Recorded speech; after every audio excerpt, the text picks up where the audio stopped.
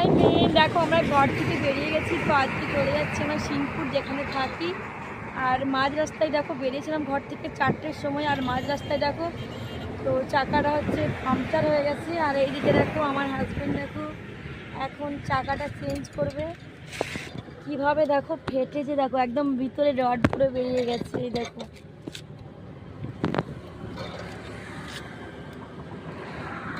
এইদিকে দেখো অঙ্কুশ এখন চিড়া ভাজা খাচ্ছে, খুব খিদে পেয়েছে অঙ্কুশকে।